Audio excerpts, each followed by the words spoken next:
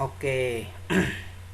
Teorema selanjutnya yaitu jika SA adalah setengah putaran, maka inverse dari setengah putaran A atau balikan dari setengah putaran A sama dengan setengah putaran itu sendiri. Karena balikan dari setengah putaran A adalah setengah putaran itu sendiri, ini menunjukkan bahwa setengah putaran itu adalah suatu involusi. Di sini dijelaskan pencerminan terhadap garis yang didefinisikan sebagai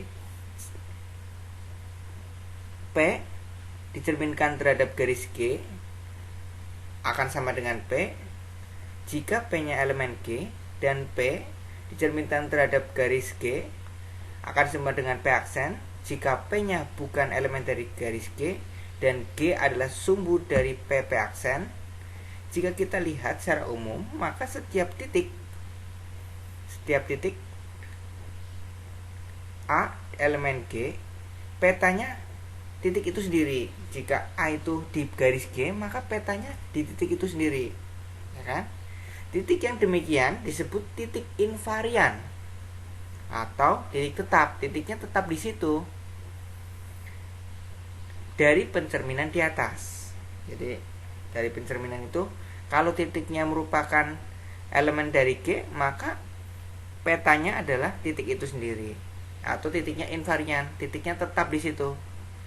Definisi titik invarian adalah jika titik A disebut titik invarian dari transformasi T apabila berlaku peta dari A oleh transformasi T, itu ya titik A itu.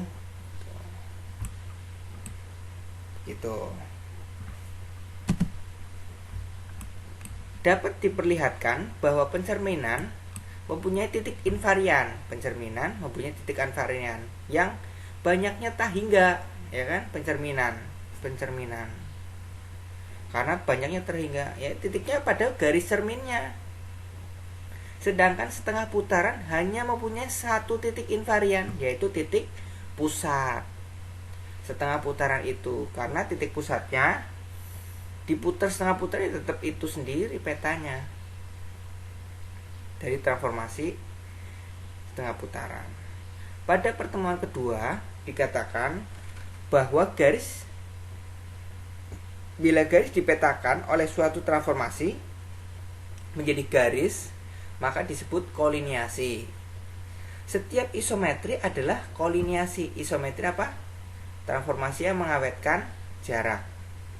Karena setengah putaran adalah kolineasi, yang tadi garis dicerminkan jadi garis lagi. Setengah putaran juga kalau garis diputar setengah putaran ya hasilnya garis lagi. Di antara kolineasi tersebut ada yang disebut dilatasi, ya, dilatasi. Dengan definisi sebagai berikut. Suatu kolineasi, ini simbolnya segitiga ini, dinamakan dilatasi apabila setiap garis G berlaku sifat ini. Peta dari G oleh kolineasi segitiga ini akan sejajar dengan G-nya itu sendiri. Jadi garis G asal petanya ya sejajar dia. Garis sejajar akan dengan garis asal akan sejajar dengan garis hasil. Di sini sudah. Salah satu contoh kolineasi yang bersifat dilatasi adalah setengah putaran. Contoh tersebut dipertegas oleh teorema berikut, yaitu teorema yang mengatakan andaikan setengah putaran dengan pusat A itu SA dan G adalah suatu garis, jika A tidak terletak pada garis G, maka jika A tidak terletak pada garis G, A-nya tidak terletak pada garis G, maka setengah putaran G yang dipetakan dengan setengah putaran dengan pusat A akan sejajar dengan G, dengan garis asalnya. Peta dari G dengan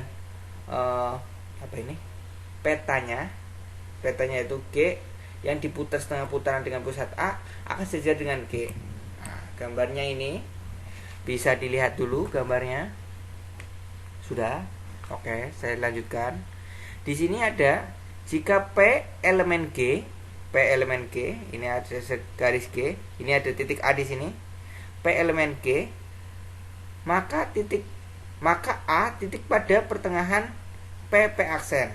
Maka titik A ini akan ada di pertengahan P aksen. P aksen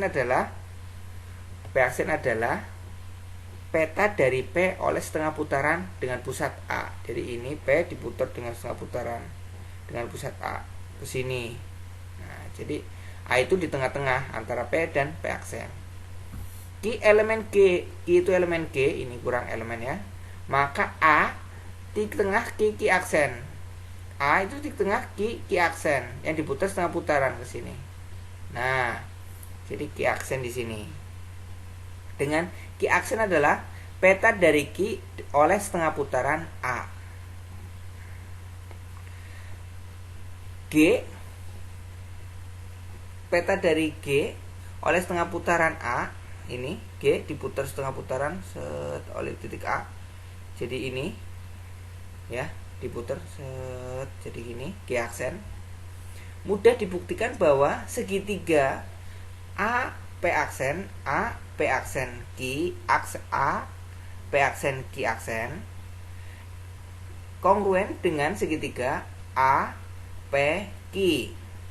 Nah, mungkin mudah dibuktikan karena kita punya sisi yang kongruen, sisi yang kongruen yaitu AP dan AP aksen.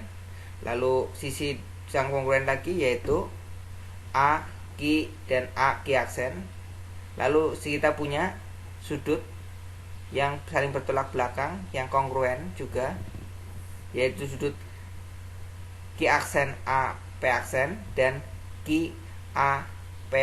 Nah, itu karena sudut sisi kita bisa membuktikan bahwa segitiga A P aksen Q aksen kongruen dengan segitiga A P Q. Akibatnya apa? Karena dua segitiga ini kongruen, maka sudutnya juga kongruen, sehingga sudut A P aksen Q aksen sama dengan sudut A P Q. Sudut A P Q ini sudut apa? Yang berarti kalau dia sudutnya kongruen, ini sudut yang dalam berseberangan dalam garis sejajar. Nah, dalam berseberangan itu kongruen atau sama. Ini sama. Karena dia sama maka garis itu sejajar atau PQ sejajar Q aksen P aksen, atau garis G aksen akan sejajar G. Nah, ini diminta untuk membuktikan secara analitik yang kalian bisa baca di buku Susanta dari UGM. Itu. Nah, ada teorema yang ini yang selanjutnya, yaitu suatu setengah putaran adalah suatu dilatasi yang bersifat involutorik. Involutorik ya. Nah, involutorik apa? Nah, bisa dibaca yang lalu apa? Nah, saya tahu jawabannya, saya tidak mau bilang agar kalian lihat teorema yang lalu. Nah, nanti akan saya slide yang lain selanjutnya. Ini sudah 8 menit. Oke, stop dulu ya. Oke, nanti kita